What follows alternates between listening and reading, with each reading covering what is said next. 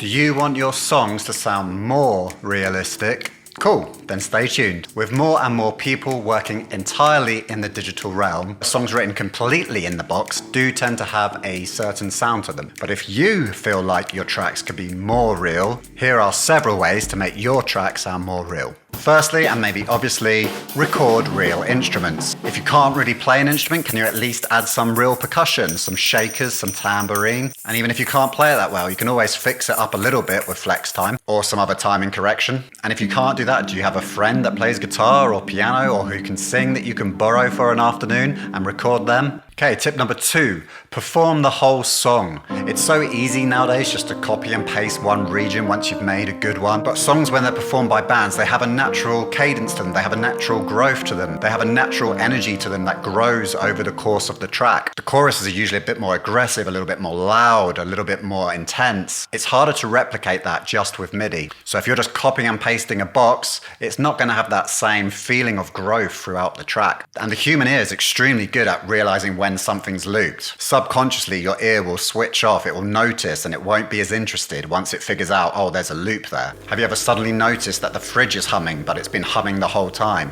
Or have you ever tried to tune out the nagging of your girlfriend to tell you to do the dishes? I have.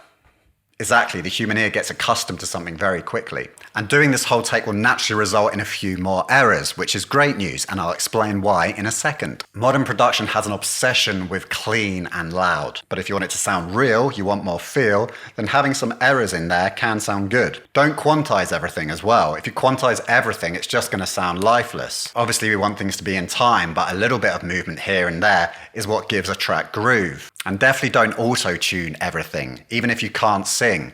I mean, okay, this is a personal gripe of mine because I'm not a big fan of the auto-tune sound, but the human voice is so emotive. I don't understand why you'd want to take out all the vibrato, all the nuance. I know some genres like your modern trap, hip-hop kind of stuff, they're kind of synonymous with these kind of auto-tuned vocals, but ever since I heard Cher's I Believe when I was about 6, I just thought it sounded bad, and I haven't changed on that. And if there are small errors in the timing, try leaving them in. Not everything has to be correct and perfect and on the grid. And in my opinion, it adds a certain bit of character to the sound. Obviously, you don't want major train wrecks happening, but a little bit of movement here and there, it keeps the listener on their toes, you know.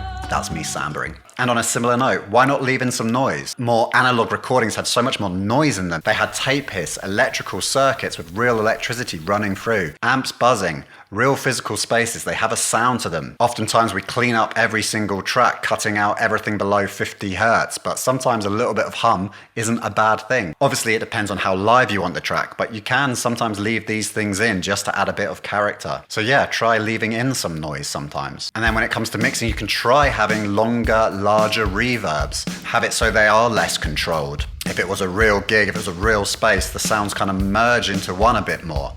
They're not so nicely separated out. Like I said with EQ, you can leave some messiness in there. You don't have to clear everything up. And you can add distortion. Not everything has to be clean. Some overdrive, some saturation. It adds some feel, it adds some life. Even some graininess. It doesn't have to be bad. There's a difference, right, between something sounding badly recorded and something having some life, some grain, some energy, some buzz to it. And when it comes to compression, you don't have to compress every instrument. If there's some dynamic range left over in your track, or even in like a bass part or guitar part that could be compressed a bit more, but you leave it so it's a little bit messier, that adds character, and that too will make your track feel a bit more real and less lifeless. So there you have it. There's a load of different things you can think about and try out if you want to give your tracks more of a real feel. Music is about emotion and feeling. Let's not forget that. And for you Logic Pro users, if you're still getting your head around the latest 11.2 update, then check out this video here. But if you want to dive even deeper into Logic Pro, then you can head to my website where there's a load of different courses you can try. See you later. Thanks for watching, and I'll see you on another video. Take care.